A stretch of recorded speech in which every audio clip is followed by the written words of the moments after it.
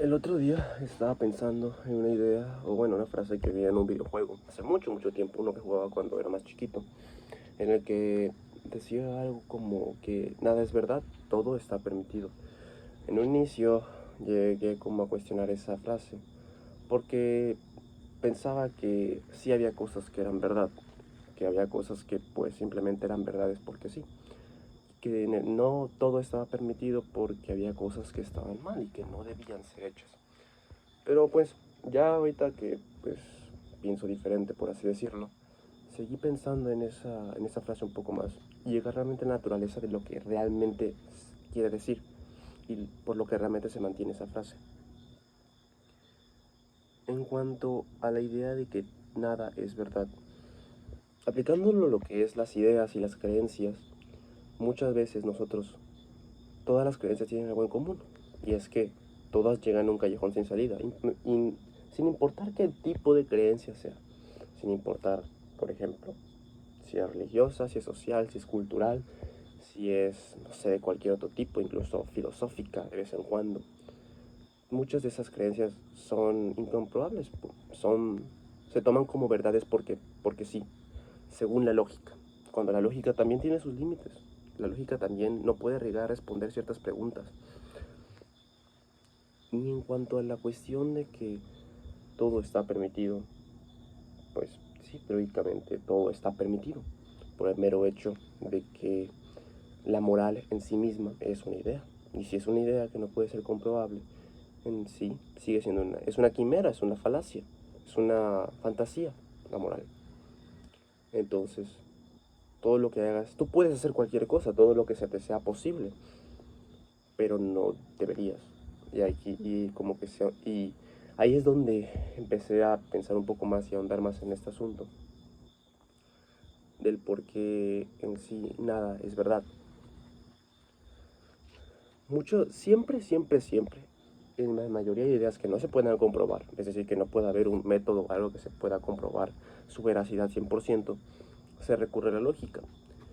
Y en la mayoría de preguntas, en la mayoría de casos, siempre va a pasar que la lógica va a llegar a un callejón sin salida, en el que no va a poder contestarse. Y de hecho es un defecto de la lógica. La lógica por sí misma no se puede mantener.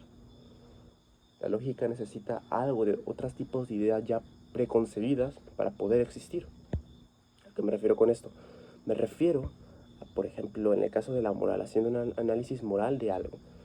Si siguiéramos nosotros, si siguiéramos pensando y analizando ese caso moral, eventualmente llegaríamos a la conclusión del, ok, ¿por qué esto está mal? No sabemos, ok, ¿por qué esto está mal? O sea, ¿por qué, por ejemplo, no sé, hacerle daño a alguien está mal? Porque no te gustaría hacer lo que te hicieran a ti porque hacerme daño a mí está mal. ¿Sabes? Y llegarías a un callejón sin salida. Llegarías a un punto en el que ni la lógica ni la razón te pueden llevar a contestar esta siguiente pregunta. Y así con todas las ideas. Vas a llegar al fondo del asunto y no vas a encontrar nada. Ahora, ¿qué se hace? Y una práctica que se hace hoy en día y que se ha hecho durante toda la historia de la humanidad, desde que tenemos conciencia y uso de razón, y se va a seguir haciendo hasta que nos extingamos, es los axiomas, las cosas que son verdades porque sí. Por ejemplo, la idea de que la moral es correcta y que la moral es lo que más se debería buscar. O la idea de que hacer esto está mal. ¿Por qué? Porque está mal. Y tenemos que recurrir a ese tipo de cosas. Y son quimeras a final de cuentas, son fantasías. La moral es una fantasía, es algo que es incierto, es algo que nosotros nos inventamos a nosotros mismos. Pero para que la lógica y para que pues podamos seguir teniendo una sociedad como la tenemos es necesaria. Necesitamos esas quimeras, necesitamos esas fantasías para poder seguir viviendo.